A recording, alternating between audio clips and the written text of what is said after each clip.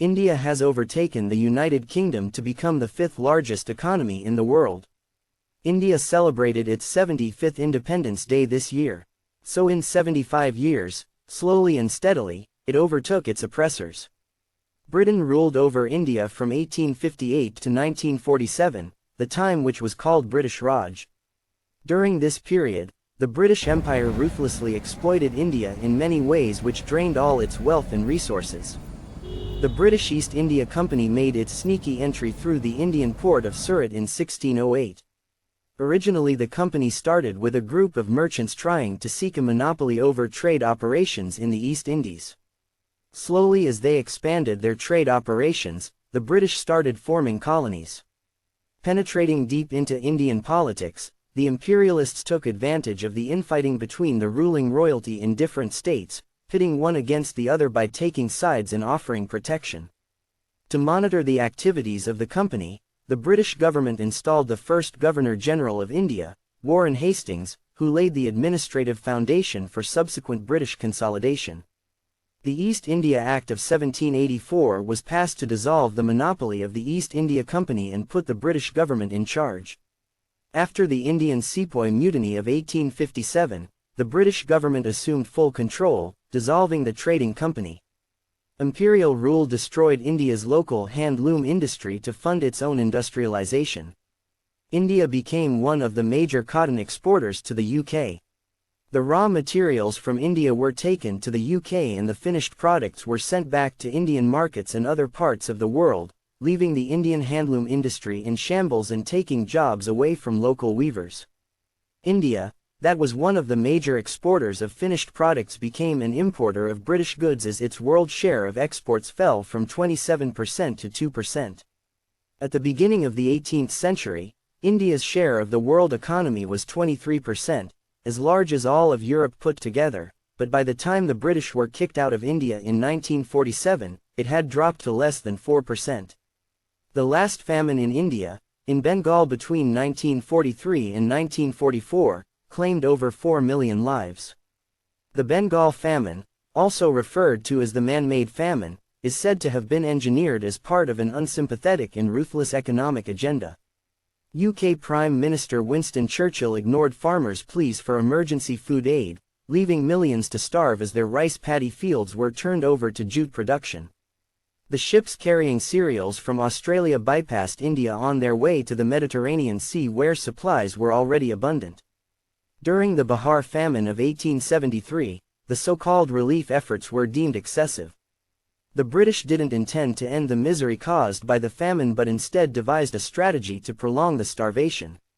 The people suffering the famine, in what the Empire called the distance test, were made to walk over 10 miles to and from the relief works.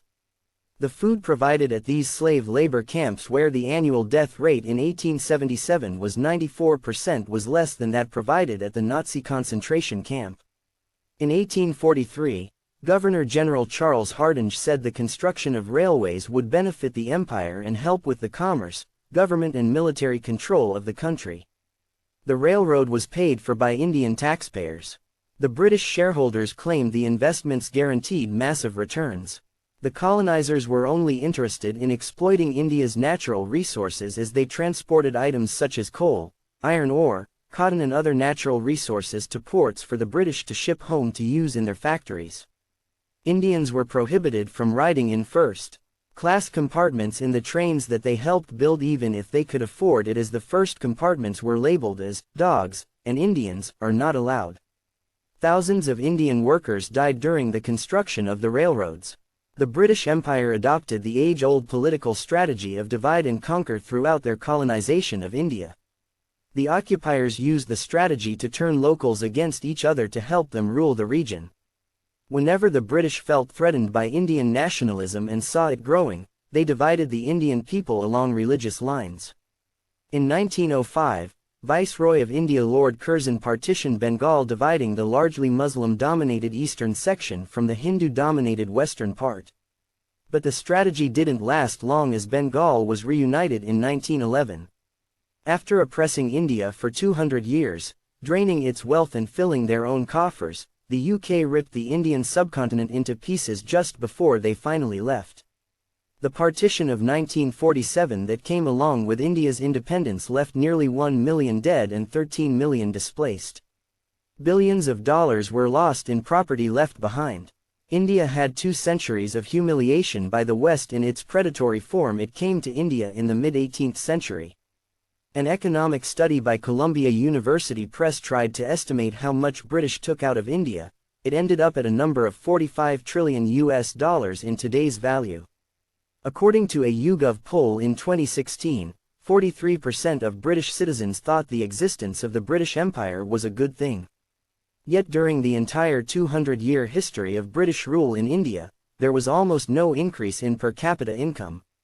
In fact, during the last half of the 19th century, the heyday of British intervention, income in India collapsed by half.